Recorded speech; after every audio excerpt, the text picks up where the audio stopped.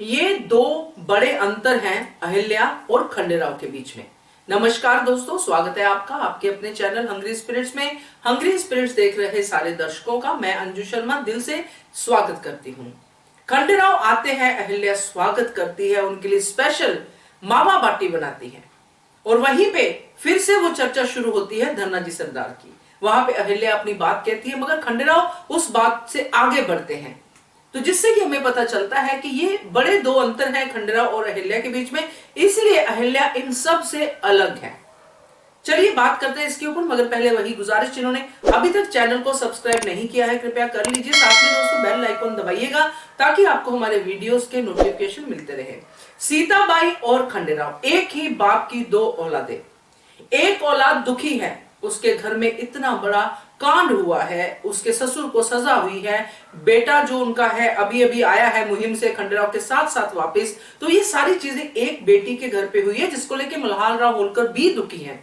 दूसरी तरफ खंडेराव आए हैं, खंडेराव को भी ये सब बातें पता चली हैं और यहाँ पे जब अहिल्या आती है और वो उसका रीजन बताती है कि जब घर में कोई दुखी हो तो फिर हम कैसे खुशी मना सकते हैं, क्योंकि अहिल्या अंदर से तो सीताबाई के लिए दुखी है ही, क्योंकि गलती सीताबाई की है नहीं, गलती है गुनुजी सरदार की, धनाजी सरदार की, मगर पिस रही है सीताबाई। बट सीताबाई अपने ही उसमें जाल में फंसी हुई है, अपनी ही सोच में फंसी हुई है जिसमें वो अहिल्या को ही गुनाहगार मानती है। वो एक अलग चीज है जिसको हमने डिस्कस भी किया। मगर यहाँ पे जब अहिल्या ये पॉइंट रखती है कि मैं दुखी हूं, मतलब खुशी नहीं मना सकती, खुश तो मैं बहुत हूं आपके आने के लिए खंडेराव छोटे सूबेदार जी, मगर मैं ये खुशी मना नहीं सकती क्योंकि अगर घर में कोई दुखी हो तो अच्छा नहीं लगता है। ये अहिल्या का पॉइंट ऑफ व्यू है जो उसके दिल से निकला। उधर खंडेराव ने दो बातें करके हाँ अच्छा नहीं लगता, चलो हम दूसरों के लिए अपने आप को क्यों ऐसा सोचे, सॉर्ट ऑफ, है ना, कि वो दूसरे हो गए। अगर प्रैक्टिकली सोचे दोस्तों तो जो खंडेराव के साथ हुआ है, जबकि खंडेराव को इतना पता नहीं कि इसमें किसका कितना हाथ है, मगर फिर भी अगर अपनी बहन को वो दूसरा सोचता है तो ये गलत है। उससे तो अहिल्या बेटर है जो बाहर से आके, किसी और घर से आके इस घर को इतना अपना मानती है कि मजली आई साहिब को भी आई साहिब बोलती है और खंडेराव की सिस्टर को भी बहन मानती है, बहुत मान देती है, इज्जत देती है, सबसे प्यार करती है।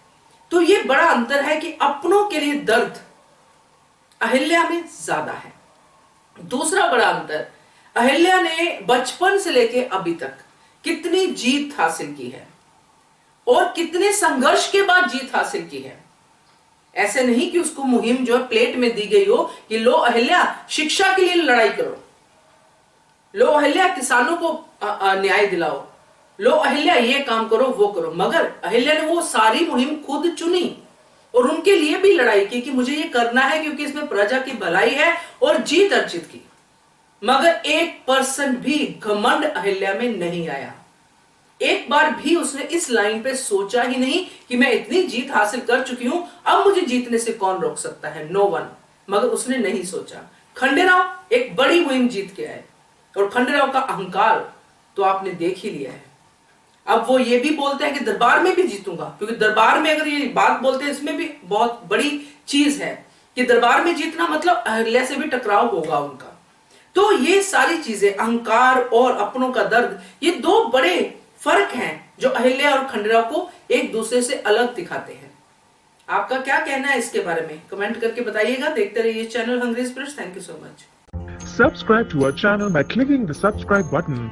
Click the bell button and enjoy the latest uploads from our channel.